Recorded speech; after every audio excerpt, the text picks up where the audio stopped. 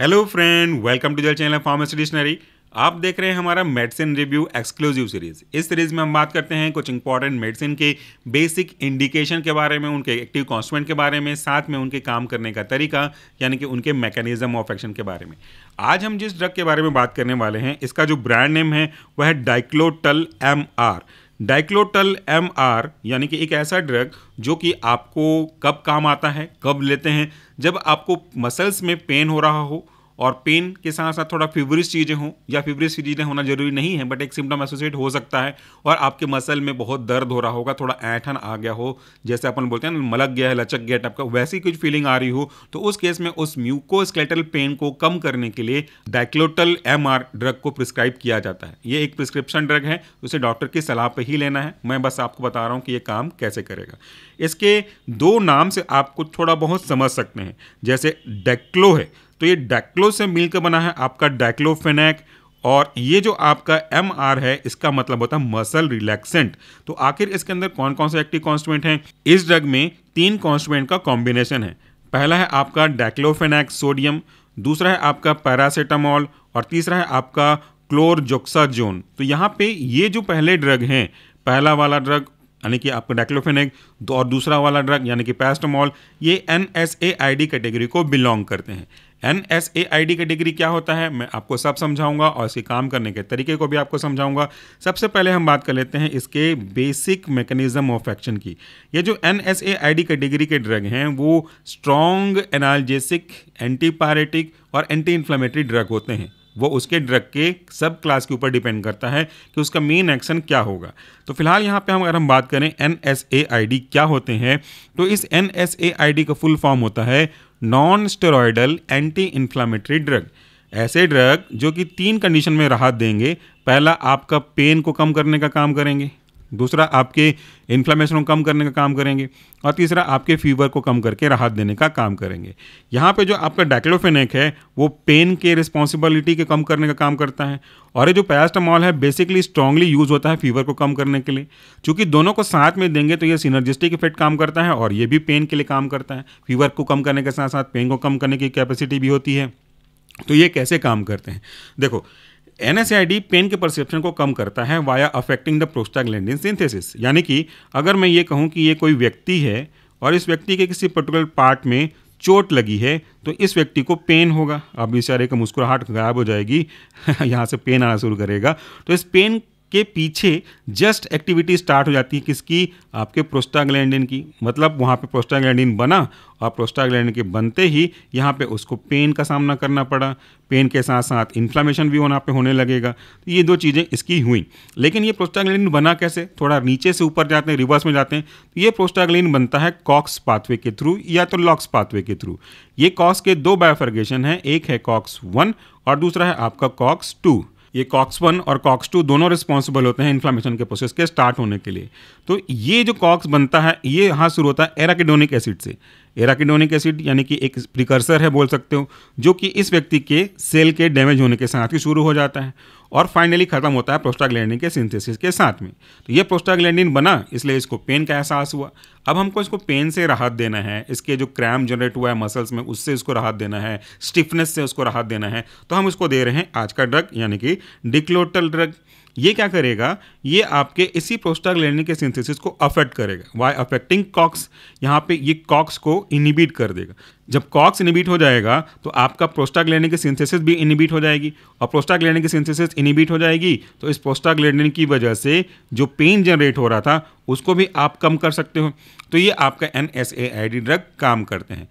अगर हम NSAID drug का क्लासिफिकेशन देखें ना तो थोड़ा सा और आपको क्लियर हो जाएगा। यहाँ तो मोटा मोटा क्लासिफिकेशन मैंने बताया है, इसके क्लासिफिकेशन को देख करके हम दूसरे ड्रग के काम को समझ पाएंगे। NSAID का क्लासिफिकेशन मुख्य रूप से होता है नॉन सेलेक्टिव COX इनिबिटर, यानी कि बिना किसी प्रेफरेंस के COX को अफेक्ट करेगा। दूसरा होता है आपका प्रिफरेंशियल COX-2 इनिबिटर, जो प्रिफरेंसी देगा COX-2 को अफेक्ट करने में। और तीसरा होता है सेलेक्टिव COX-2 इनिबिटर, यानी कि मेनली वो COX-2 को ही अफेक्ट करेगा। और एक और क्लास है जिसमें हम बातें हैं antipyretic, A for antipyretic, anti inflammatory और एनाल्जेसिक, ठीक है, एनाल्जेसिक। ये इसका एग्जांपल है पैरासीटामोल। और आपका जो डाइक्लोफेनेक है वो एग्जांपल है आपका प्रेफरेंशियल कॉक्स-2 इनहिबिटर का। तो जैसे मैंने यहाँ पे आपको डायग्राम में बताया था कि ये प्रेफरेंस ही देता है आपका कॉक्स-2 को अफेक्ट करके और अपना काम करता है। कॉक्स-1 को छेड़ के भी आप पेन को कम कर सकते हो, लेकिन उसका एक नुकसान होता है। क्या नुकसान होता है कि कॉक्स-1 का एक महत्वपूर्ण भूमिका होता है। वो क्या होता है मैं आपको यहाँ पे समझा रहा हूँ। तो हमारा डाइजेस्टिव सिस्टम कुछ इस तरीके से होता है। यहाँ पे जब कभी भी हम फूड कंज्यूम करते हैं ना, अपना जब खाना खाते हैं, तो ये फूड आपके इसी ओरल रूट से होता हुआ यहाँ पे पहुँचता है। इस फूड को डाइजेस्ट करने के लिए पैराइटल सेल एसिड सीक्रेट करता है, एसिड। इस एसिड के दुष्प्रभाव से बचाने के लिए इसके इस पास पर प्रोटेक्टिव लेयर का काम होता है, बाइकार्बोनेट का प्रोटेक्टिव लेयर होता है। और ये बाइकार्बोनेट बनता है आपके कॉक्स-1 की मदद से। तो अगर आप कॉक्स-1 को छेड़ दोगे तो इसके बनने को भी रोक सकते हैं। और जब ये बनना रुक जाएगा, यानी कि प्रोटेक्टिव लेयर नहीं रहेगा, तो यहाँ पे अल्सर होने के चांसेस भी रहेंगे और इससे आप ही को प्रॉब्लम होगी। तो इस प्रॉब्लम को अवॉइड करने के लिए हम प्रेफरेंशियल या सेलेक्टिव कॉक्स-2 इनहिबिटर को ही पसंद करते हैं देने के लिए। ये हो गया आपके इसके काम करने का तरीका। अब पैरासीटामोल के बारे में मैंने बताया कि पैरासीटामोल 2 तरीके से काम करता है। एक तो एनाल्जेसिक एक्टिविटी भी देगा और एंटीपायरेटिक एक्टिविटी भी देगा। जब पैरासीटामोल को डाइक्लोफेनेक के साथ कंबाइन करते हैं तो सिनर्जिस्टिक इफेक्ट आ जाता है। सिनर्जिस्टिक इफेक्ट मतलब 2 समान चीज़ों को एक साथ मिलाओगे तो उनके काम करने की जो एफिशिएंसी है वो बढ़ जाएगी। फॉर एग्जांपल कि ये एक टेबल है, ठीक है। इस टेबल को अगर ए नाम के व्यक्ति को बुला के बोलता हूँ कि बेटा इसको यहाँ से यहाँ मूव कर दो, तो वो अपना एफर्ट लगा के इसको मूव करेगा। सेम अगर मैं यही काम बी को बोलूँ तो वो भी एफर्ट लगा के बोलेगा। लेकिन अगर मैं इस काम को ए प्लस बी दोनों को मिल करके करने बोलूँगा तो एफिशिएंसी भी ज़्यादा होगी और टाइम भी कम लगेगा, क्योंकि दोनों ने मिल करके काम किया। वैसे ही डाइक्लोफेनेक सोडियम और पैरासीटामोल मिल करके काम करते हैं तो आपकी जो एफिशिएंसी है वो ज़्यादा अच्छे से हो जाती है। अब आपका अगला जो ड्रग है वह है आपका क्लोरजोक्साजोन। ये जो क्लोरजोक्साजोन है वो काम कैसे करता है? बेसिकली क्लोरजोक्साजोन इनहिबिट करता है डिग्रेडेशन ऑफ मास्ट सेल को। उसके साथ साथ ये जो आपके इन्फ्लामेटरी मीडिएटर्स होते हैं, हिस्टामिन होता है, इनके रिलीज को भी स्लो करता है और साथ साथ जो एलर्जिक के लिए रिस्पॉन्सिबल सब्सटेंस है उसको भी कम करेगा। चूंकि ये क्लोरजोक्साजोन रिड्यूस करता है इन्फ्लामेटरी मीडिएटर्स लाइक ल्यूकोट्रिन के या फिर आपका और दूसरे मीडिएटर के कम करने को, तो यहाँ पे ये इन्फ्लामेशन को कम कर सकता है, पेन को भी कम कर सकता है। साथ में ये इनहिबिट करता है कैल्शियम और पोटेशियम के इन्फ्लक्स को, जिसकी वजह से ये न्यूरल इनहिबिशन को भी फैसिलिटेट करता है और आपका जो मसल है वो रिलैक्स हो जाता है। यानी कि न्यूरल इनहिबिशन के इनहिबिट करने की वजह से मसल रिलैक्स हो जाता है। इसीलिए यहाँ पे जो MR लिखा है मसल रिलैक्सेंट, वो एक्टिविटी मिलती है। इसके कई अलग अलग काम करने के तरीके हैं, बहुत ज़्यादा क्लियर मेंशन नहीं है, but as per the data available ये क्या करेगा, मास सेल के डिग्रेडेशन को रोकेगा। अब मास सेल का डिग्रेडेशन क्या है मैं आपको यहाँ पे बताता हूँ, थोड़ा सा जगह ढूंढना पड़ेगा मुझे। मास सेल का डिग्रेडेशन ऐसा है कि मान लो ये आपका मास सेल है, ठीक है, दिस इज मास सेल जो कि इन्फ्लामेशन के लिए रिस्पॉन्सिबल में काफ़ी काम आता है आपका मास सेल। इस मास सेल के अंदर पाए जाते हैं हिस्टामिन। जब कभी भी एलर्जन आएगा, एलर्जन मतलब anything which can activate the body immune response और एक्टिविटी, वो कहलाता है एलर्जन। ये कुछ भी हो सकता है, ये धूल के कण, ये फूलों की खुशबू या पराग कण या जानवरों के बाल, कुछ भी हो सकते हैं। तो इस मास सेल के बाहर पाए जाते हैं एपिटोप। ये एलर्जन कुछ इस तरीके से अगर डिनोट करूँ तो ये जैसे ही इस पर बाइंड करेंगे ना, ये मास सेल डीग्रेनुलेट हो जाएगा और इसके डीग्रेनुलेट होने से ये हिस्टामिन जो है रिलीज होने लगेगी। ये हिस्टामिन फिर आ करके अपने रिसेप्टर पर बाइंड होता है इस तरीके से, और बाइंड होते ही एलर्जिक रिस्पॉन्स देने लगेगा, जिसकी वजह से आपका इन्फ्लामेशन बाकी चीज़ें शुरू हो जाएंगी। तो इसको वो कम करता है।